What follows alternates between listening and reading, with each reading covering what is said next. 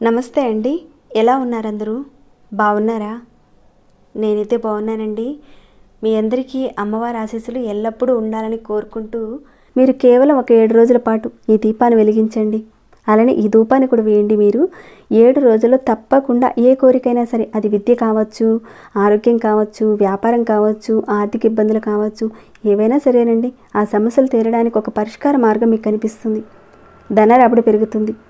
మరి ఈ పరిహారాన్ని ఎలా చేయాలి, ఏ రోజున చేయాలి, ఏ సమయంలో చేయాలి, ఇలాంటి వివరాలన్నీ కూడా వీడియోలో చెప్తానండి. వీడియో స్కిప్ చేయకుండా ఎండింగ్ వరకు చూడండి, అన్ని విషయాలు తెలుస్తాయి. లేదంటే చాలా డౌట్స్ వస్తాయి, మళ్ళీ కామెంట్స్ పెడుతూనే ఉంటారండి. తప్పకుండా మీరు ఎండింగ్ వరకు చూడండి. అలానే కుదిరితే కనుక ఈ వీడియోని షేర్ చేయండి. సబ్స్క్రైబ్ కాని వారు ఎవరైనా ఉంటే కనుక మన ఛానల్ సబ్స్క్రైబ్ చేసుకోండి. ఇంకా అనేక రకాలైన సమస్యలకు సంబంధించిన పూజలు, పరిహారాలు ఉన్నాయండి మన ఛానల్లో.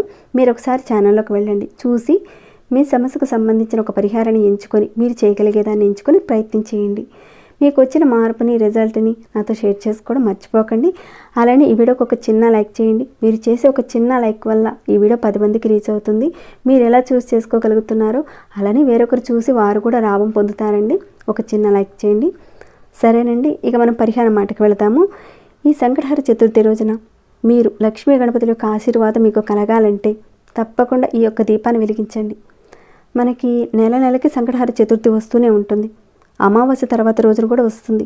అలానే పౌర్ణమి తర్వాత ఒక 4 రోజుల తర్వాత చతుర్థి అనేది వస్తుంది.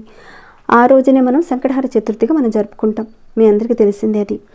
ఈ సంకటహర చతుర్థి రోజున ఇప్పుడు చెప్పుకునే ఈ చిన్న పరిహారం మీరు చేసుకుంటే ఒక 7 రోజుల పాటు చేయండి. అంతేనండి, మంచి ఫలితాలు ఉంటాయి. ప్రతి మనిషికి ఖచ్చితంగా అనేక రకాలైన కోరికలు ఉంటాయి, సమస్యలు ఉంటాయి. మీ యొక్క కోరికలు తీరడానికని ఈ చిన్న పరిహారం చేసుకోండి.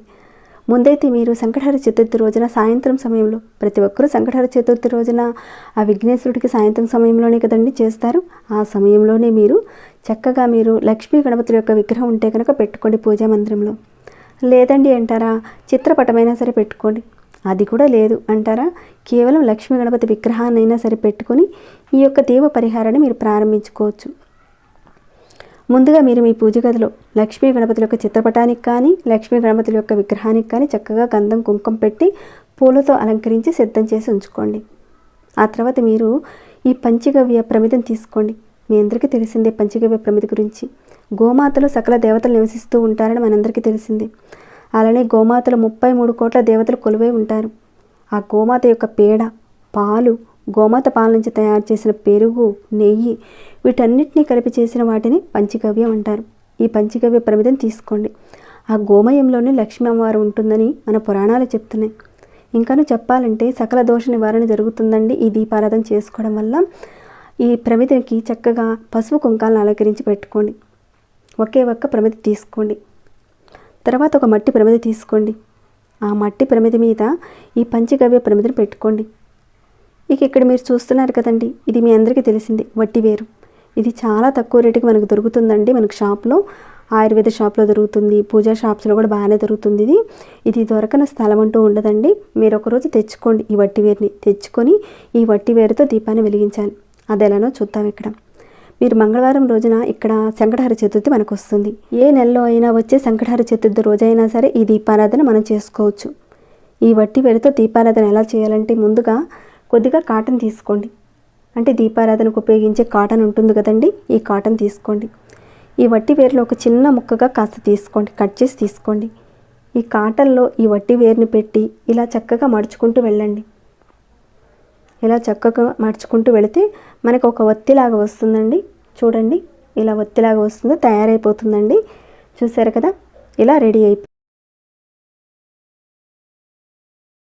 ఇక ఈ దీపంలో మీరు ఆవు నెయ్యి కానీ లేదంటే నువ్వుల నూనె కానీ వేసి దీపారాధన చేసుకోవాలి. ఆవు నెయ్యితో దీపారాధన చేస్తే మరీ శ్రేష్టం అండి. లేదంటే సంకటహర చతుర్థి రోజున కొబ్బరి నూనెతో కూడా దీపారాధన చేసుకోవచ్చు, అది మంచిదేనండి. ఈ రెండు లేవనుకుంటేనే మీరు నువ్వుల నూనె ఉపయోగించండి. తర్వాత మీరు ఈ విధంగా ఆ దీప ప్రమిదలో ఈ ఒత్తిని వేసి అగరవత్తితో కానీ లేదంటే ఏకహారతితో కానీ దీపారాధన చేసుకోవాలి. ఈ యొక్క దీప జ్యోతి అనేది తూర్పు వైపుగా చూస్తున్నట్టుగా పెట్టుకోవాలి మీరు. ఈ పంచగవ్య వట్టివేరు దీపారాధన లక్ష్మీ అమ్మవారికి ఇటు గణేశుడికి చాలా ప్రీతికరమైందండి. ఈ దీపాన్ని సంకటహర చతుర్థి రోజున అలానే శుక్రవారం రోజులు కూడా వెలిగించుకోవచ్చు. ఈ దీపాన్ని మీరు ఎన్ని రోజులు వెలిగించాలంటే ఈ సంకటహర చతుర్థి రోజున ఈ దీపారాధన చేసుకున్నారు ఒక 7 రోజుల పాటు మీరు చేసుకోండి. లేదా ఈ సంకటహర చతుర్థి రోజున మీరు ఈ దీపారాధన మిస్ అయ్యారు, ఏదో ఒక శుక్రవారం రోజున మీరు స్టార్ట్ చేయండి. స్టార్ట్ చేసి ఒక 7 రోజుల పాటు కంటిన్యూగా చేయండి. అంటే మీరు సంకటహర చతుర్థి రోజు చేసినా 7 రోజుల పాటు కంటిన్యూగా చేయాలి. ఒకవేళ సంకటహర చతుర్థి రోజున మీకు కుదరినట్లయితే ఏదో ఒక శుక్రవారం రోజు చూసుకొని 7 రోజుల పాటు కంటిన్యూగా చేయండి. ఈ దీపాన్ని వెలిగించేటప్పుడు మీ యొక్క సంకల్పం చెప్పుకోండి, మీ యొక్క కోరిక సమస్య అన్నీ కూడా చెప్పుకోండి. త్వరగా మీ కోరిక నెరవేరుతుందండి. చాలామందికి పంచగవ్య దీపారాధన గురించి తెలిసే ఉంటుంది. మనం ముందు వీడియోలో ఈ దీపారాధన విశిష్టత గురించి ఎప్పుడు వెలిగించాలి ఇవన్నీ కూడా చాలానే చెప్పుకున్నాం మనం. ఇక్కడ లక్ష్మీ అమ్మవారిని ఆకర్షింపచేసుకోవడానికి ఇక్కడ పంచగవ్య దీపారాధనతో పాటు వట్టి వేరుని జోడించి ఈ రకంగా దీపారాధన మనం చేసామనుకోండి, ఇక చెప్పలేమండి. లక్ష్మీ అమ్మవారు మీ ఇంట్లో తిష్ట వేసుకొని కూర్చుంటుంది. ఆ లక్ష్మీ గణపతుల యొక్క అనుగ్రహం మీకు కలుగుతుంది. చాలా అద్భుతమైన తంత్ర పరిహారాల్లో ఇది ఒక విధానం అండి. ఇలా వెలిగించిన తర్వాత మీరు తప్పకుండా సాంబ్రాణి ధూపాన్ని కూడా వేయాలి.